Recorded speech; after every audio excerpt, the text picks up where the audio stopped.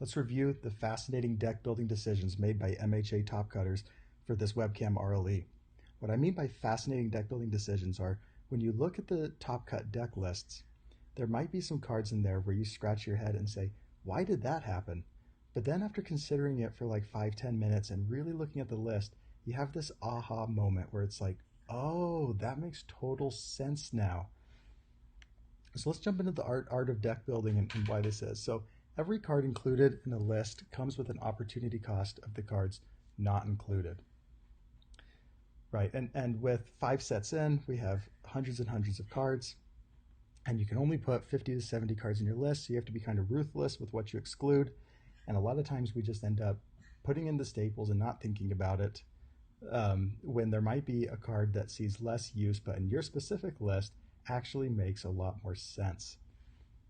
And a lot of times you scratch your head at the beginning and you question it and you think maybe it was a mistake. But, you know, these 16 players made it through a field of over 200 players and 8 rounds. And so every single player that made top cuts is a very, very good player. And these lists were made intentionally. They were not made by accident. Most of the time, if you spend a few minutes considering the decision, you come to the conclusion that they were probably right. So let's start from number 1 on what I think was the most fascinating decision, and then we'll work our way back to number 16. Which might not be the most fascinating decision, but every list has something at least interesting. So number 1 was Caleb Larson's Mirio Tagada list.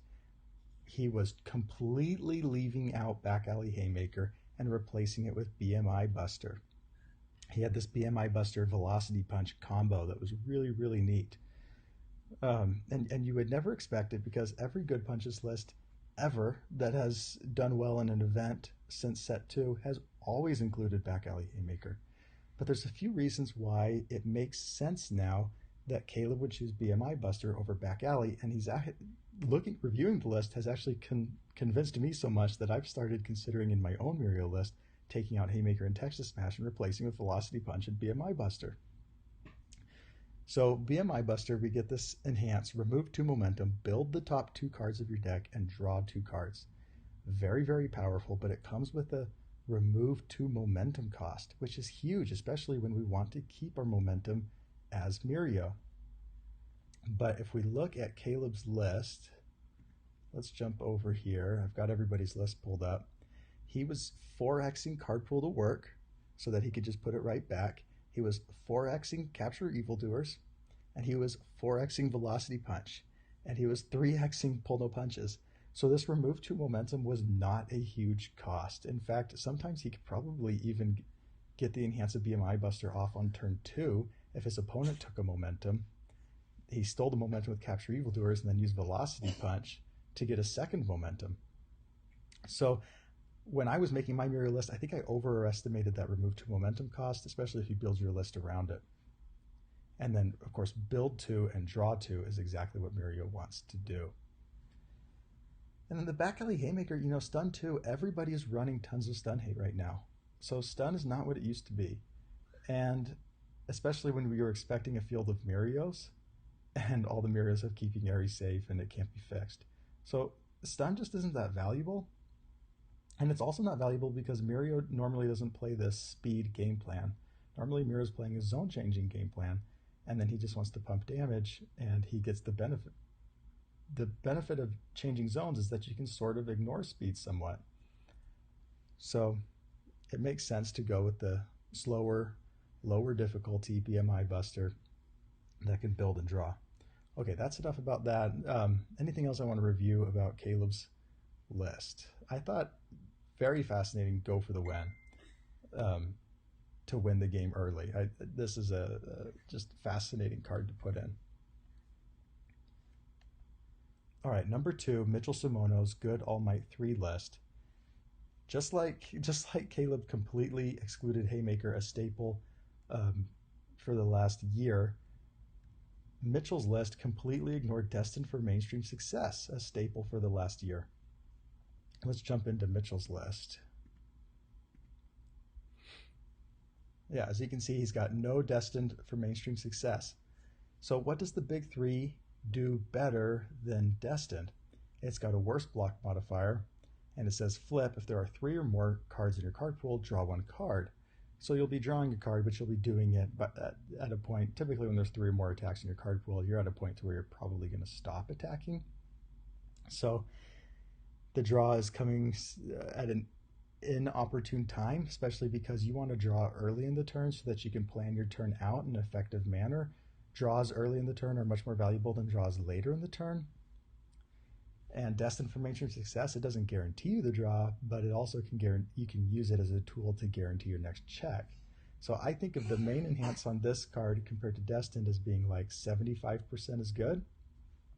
But the big 3 comes with this deadlock enhance. Change the zone of your attack, it gets +1 speed. And that's a repeatable enhance. That doesn't even have a flip cost, it doesn't have a commit cost. You could do that on every single attack. So basically, if you go into deadlock against Mitchell's good All Might 3 list, you are dead if he has this card out. And not only does he have the deadlock threat of the big 3, he's also packing the deadlock threat of pull no punches. And he's also packing, let's go look at it. He had another deadlock. He's got combat decisions. This attack is +2 speed and +2 damage. Does not count towards progressive for the rest of the turn. So there's a lot of deadlock threat that this list has, and that's because he good All Might 3, a lot of times he's wanting to play a slightly longer game, and this just says you can't build into deadlock against me. All right, next we got Ben Hines on Death Ejiro Kirishima 3. I think this list was the big surprise of the tournament. Nobody was expecting this character to make it into top cuts, especially and when Midoriya 4 didn't make top cuts, Nejire didn't make top cuts, Rappa didn't make top cuts, but Kirishima 3 was the 3rd set 5 character to make it in. One fascinating decision is that he put in Merciless Rush instead of Turn to Dust. And you wouldn't think of Merciless Rush because Kirishima 3 is a 7-hander. So the static on Merciless Rush, that it gets -1 difficulty if your printed hand size is less than your rivals, that's just never going to happen. You just have to accept that you're playing a 5 diff that's honestly got kind of bad stats for a 5 diff. So what are the benefits to running this over Turn to Dust? Well, Turn to Dust you have to destroy a foundation, and then your opponent can destroy 1 or lose 2. So that kind of goes along with Kirishima 3's game plan of making sure that you're destroying your opponent's foundations, but it comes at the cost of you destroying a foundation, and then your opponent can just lose 2 to ignore the foundation destruction. And that's not a good strategy for Kirishima 3, because what matters is not how many foundations your rival has as Kirishima 3. What matters is how many more foundations do you have than your rival. And so there's a chance that you actually lose the foundation advantage by using Turn to Dust. And then losing 2 health is a huge cost on the second enhance because you're only a 19 or 20 health character.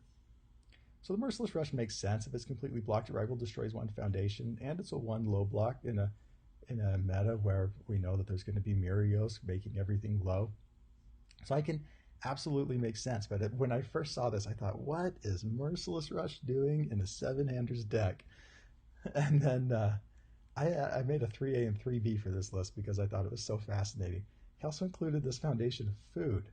Flip, remove 1 non-attack card from your rival's card pool, gain 2 health. If your rival has no cards in their card pool, your attack is +1 speed. And he excluded cards that a lot of other Death Kirishima lists run. League Invitation.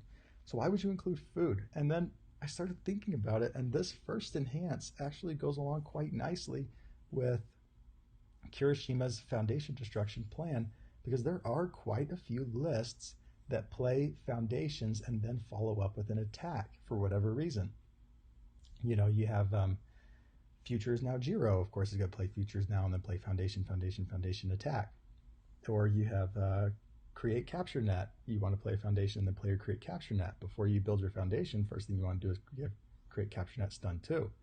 So they could say, okay, I'll give my attack stun 2, and then the Ben could say, I'll flip food and we're going to remove that non-attack card. And now it can't be built down. So it actually goes kind of well. It also has other uses, like you could, of course, remove an erase from Eraserhead if they block with it, or something of that nature. But it made sense the more I thought about it. Let's jump to this death Kirishima list, because what I really like is that he went all out into the Foundation destruction.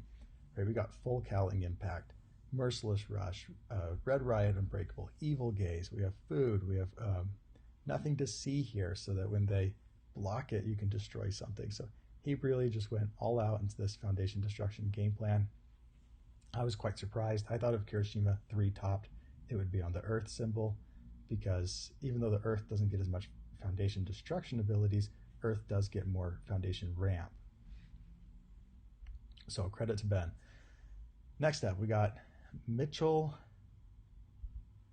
on the Earth Overhaul.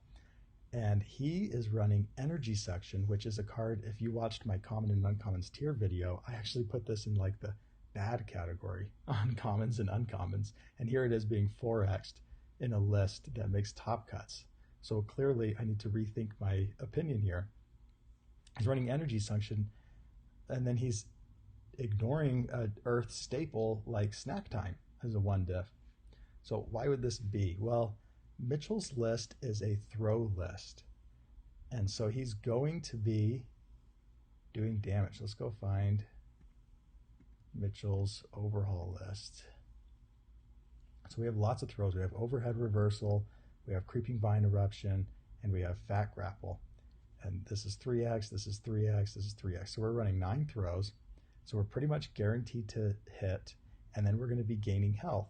And overhaul already gains 1 every time we do damage. So now we're going to be gaining 2 health every time we do damage, and the throws will guarantee it. So this was a very, very interesting decision. Also because in overhaul decks, you can afford to run some foundations that don't have effects in your stage. You know, you can afford to run cards that have effects in your card pool and not in your stage, because you're going to be needing to flip foundations in your stage to get overhauls +2 damage, heal 1 health effect off. And of course, you don't want to be flipping your good foundations to do that. So you can do this, get this really sweet benefit in the card pool, and then when you build it down, it'll be the card that you flip with overhaul when you deal damage next time. So fascinating decision, and one that I would never have thought of. And I've been running a life throw overhaul, and I haven't been running this, and I probably need to rethink that. All right, number 5, we have me on my Mirio to God list. And one of the fascinating decisions I made was to 3x Rejuvenating Smash, and I was only running Texas Smash at a 2. I noticed other Mirio lists tend to be running Texas Smash at a higher rate than I was. So if I wasn't running Rejuvenate, I'd probably just throw in an extra Texas and an extra Valiant Assault, or some mixture of the two. Let's jump to my list. But the reason I was running Rejuvenating, and if you've followed my channel at all, you'll know why, is for the free momentum for Mirio, because I was pairing it with this Raiding the Villain's Hideout so that I could discard a card and get the momentum off. And then also it came in handy sometimes when your opponent was playing a list that could make your attacks mid, or maybe they had Faith Shield and they could block with Faith Shield. Having something have EX3 was just a huge boost to my list. I won a lot of games with 15, 20 speed Rejuvenating Smashes as a finisher move. All right, number 6, we got TC on his Earth Nomu list.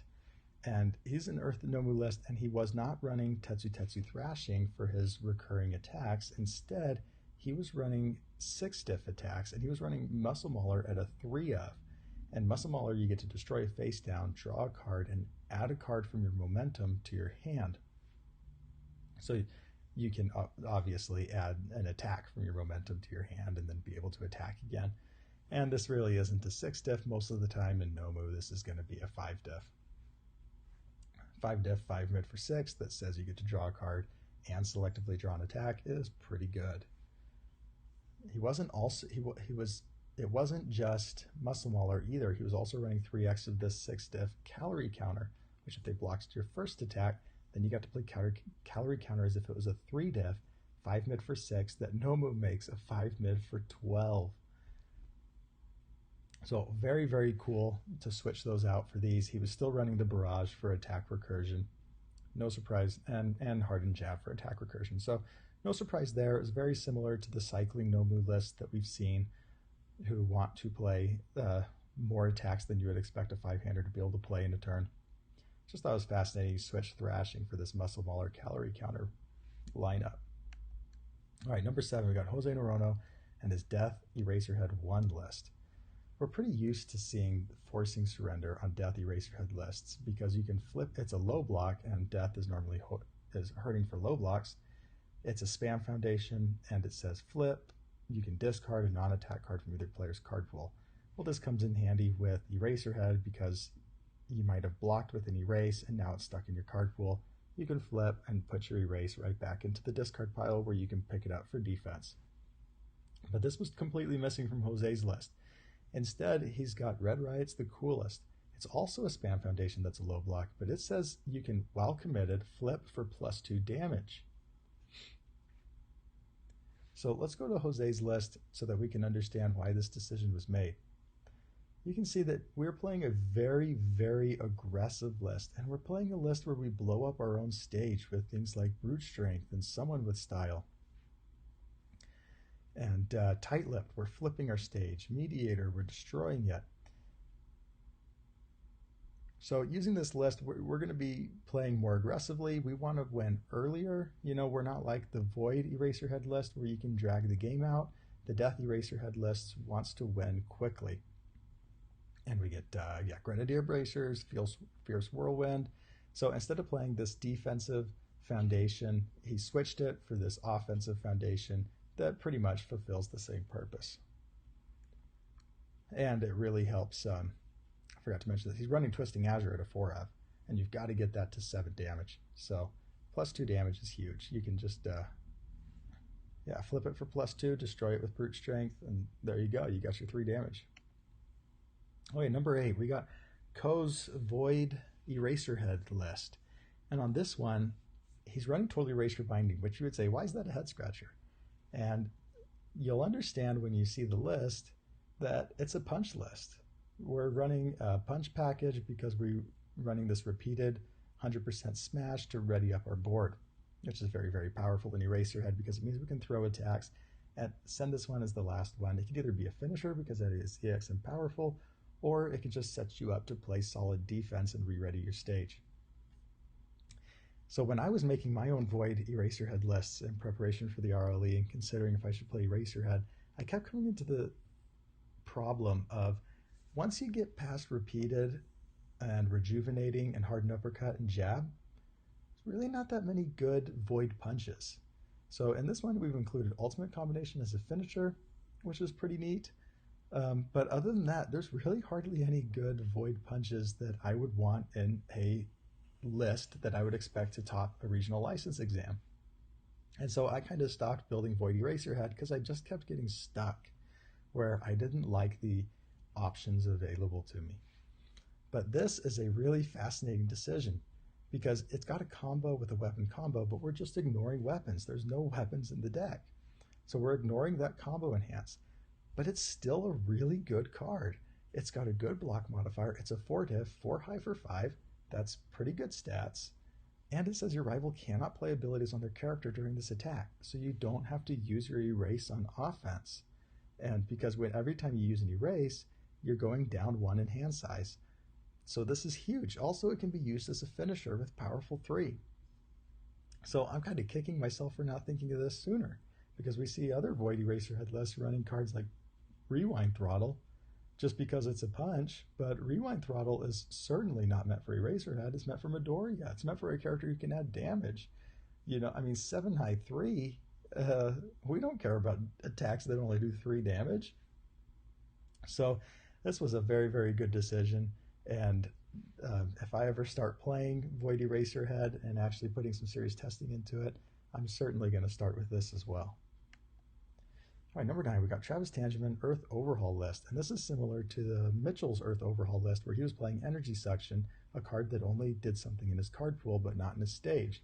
So Travis was playing Internship with Best Genist, which he put it in his card pool. Then after he played it, your opponent would have to flip a foundation.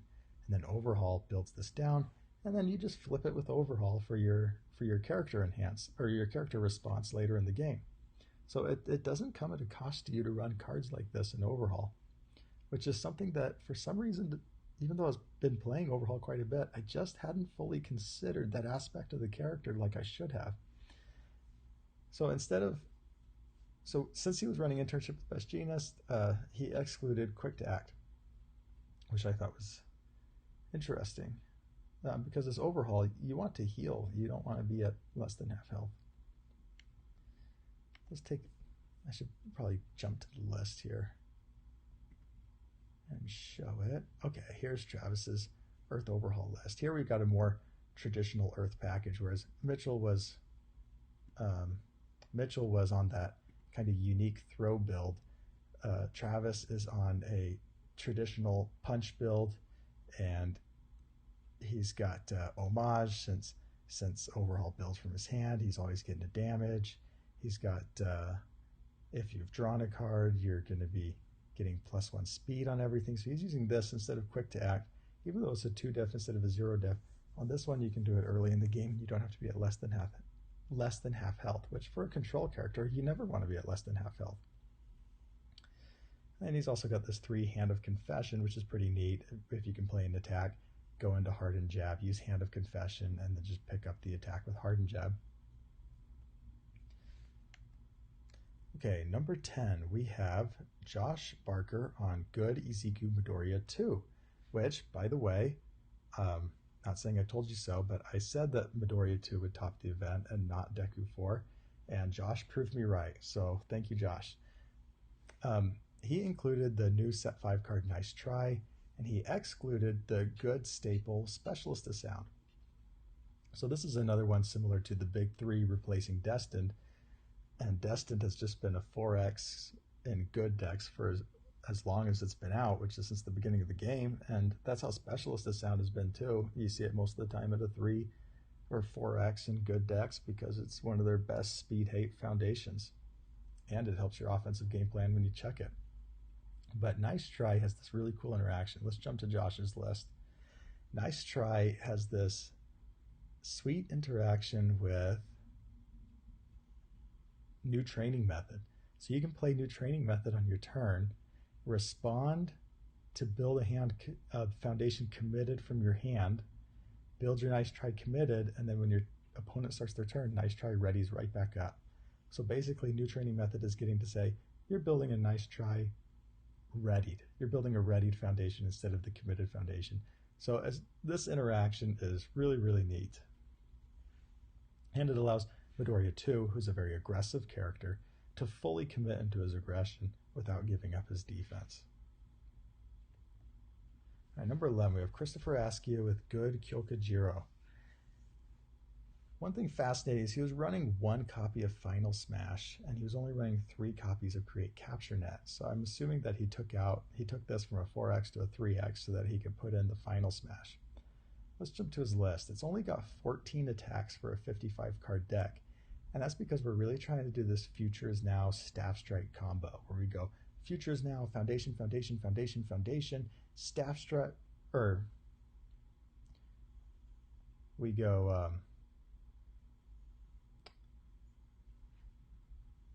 why can't I think of the combo? All of a sudden, I just totally forgot how, oh, yeah. We're,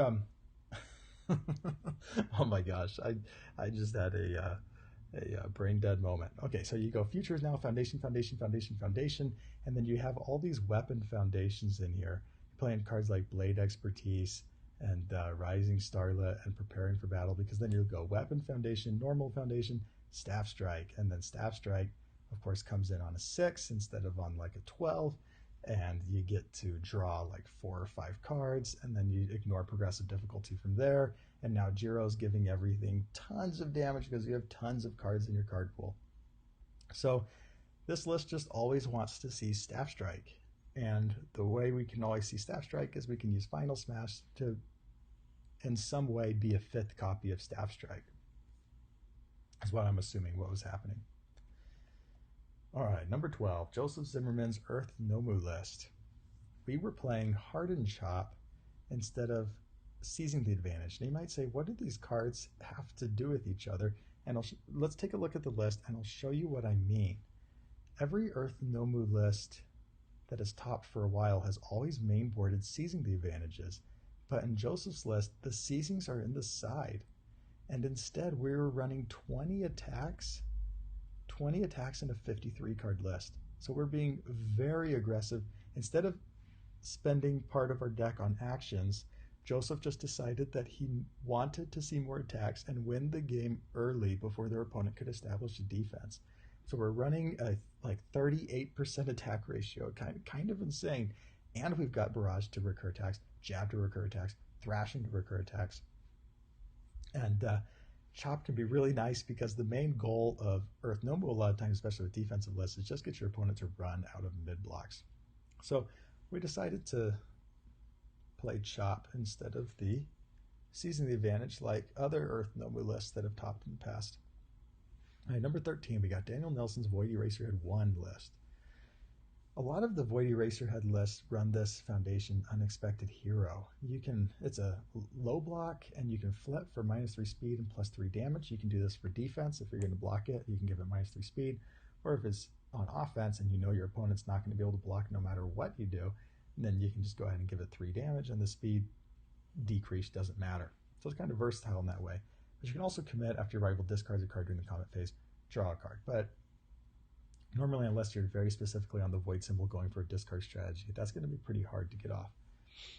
Instead, Daniel opted for Contempt for Heroes at a 2 of, which says after you build this card, reveal the top card of your deck. If it's a foundation, add it to your hand. And then response flip. After your rival draws 1 or more cards during the combat phase to their non-character effect, draw 1 card. So this makes a lot of sense for Eraserhead because a lot of times this is going to say draw 2 cards. You get most of the time you're getting to draw when you build it, which is very nice for Eraserhead who wants to full block everything that his opponent sends at him. And then also, we have this meta full of good decks, and the good attacks just draw like crazy. So this second response, you can use that response all the time. So that was a pretty interesting decision. Let's jump to Daniel's list. Maybe I lost it. Here it is. Here you can see we got the rewind throttles. This is a much more punch-heavy list. We're running more attacks than running 23 attacks. I think Ko is only on 18 attacks. This was just one of the interesting decisions. Like we're also running 2x Confused, which I was considering also putting that as the interesting decision. One thing to point out that I know I said I'd only do one decision for each deck, but both the Void Eraserhead lists were running lots of actions, and they were running Barrier Shield. So Daniel had this at a 2x, and Ko had this at a 3x. Getting that Breaker 2 off is so key in the early game for Eraserhead not to die to aggro decks. And just stop aggro decks in their tracks and get another turn to build and be able to defend. All right, number 14, we got Gabe Kelly's Good Mirio Tagada list. And he was including Phantom Cross and not Rejuvenating Smash. Let's jump to this list. Let's see if I can find it. Here we go. So he was running Raiding the Villain's Hideout, and he's got the Rejuvenating Smashes in his sideboard, but he opted for this Phantom Cross, and my assumption is because it's a 4 diff, and he's pretty 4 diff heavy, and calorie counters in here is a 6, but we all know this is a 3. You're not playing this on a 6 ever, unless it's going to win you the game and you're going to pass it guaranteed. So he opted to go for a lower difficulty attack lineup, which makes sense because Mirio wants to win the game early. And Phantom Cross, if you play it as your 4th attack, all of his attacks are mid except for the Texas Smashes. So if you play as your 4th attack, most of the time this is coming in for 5 mid for 9.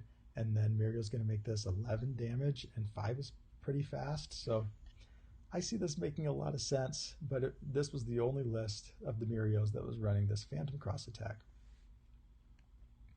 Number 15, we have Luke's Good Mirio Tagada list. And he was running Lemillion of the Big Three, which I know you might say, how is that a head scratcher? I'll show you, because he wasn't running 1 copy of Lemillion of the Big Three. He wasn't running 2 copies of Lemillion of the Big Three.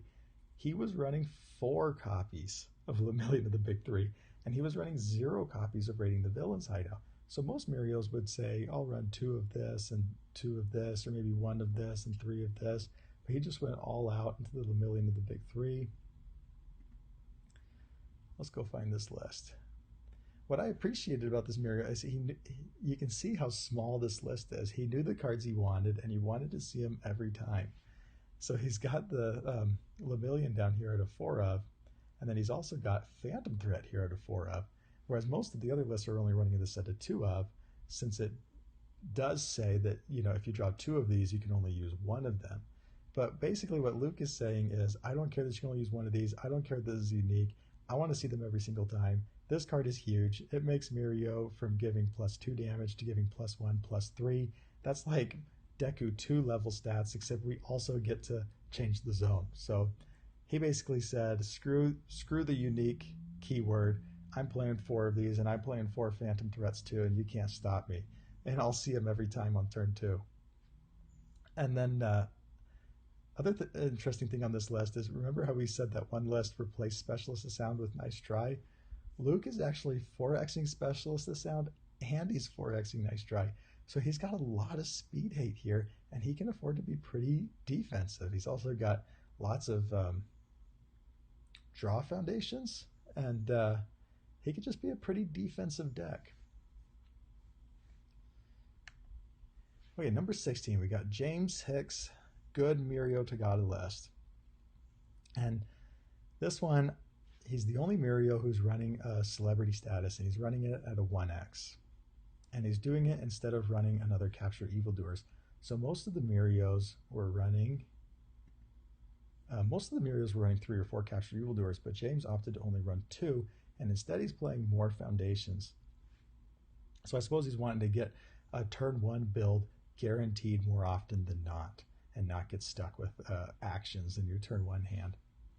Also, he's playing Pull No Punches at a 3x, so this sets up a and he's playing Passing the Torch at a 3x, so this sets up a pretty nice combo of, I'm going to destroy Pull No Punches, I'll play an attack, I'll play a second attack, I'll destroy Pull No Punches, put that first attack in my momentum, and then I'm going to flip Celebrity Status, I'm going to put that momentum on top of my deck, and then I can either flip Destined, or I can commit Passing the Torch, or I can just use Valiant Assault, Back Alley Haymaker to draw that momentum that I put back on my deck. So you clear your card, basically took it from your card pool and put it in your hand.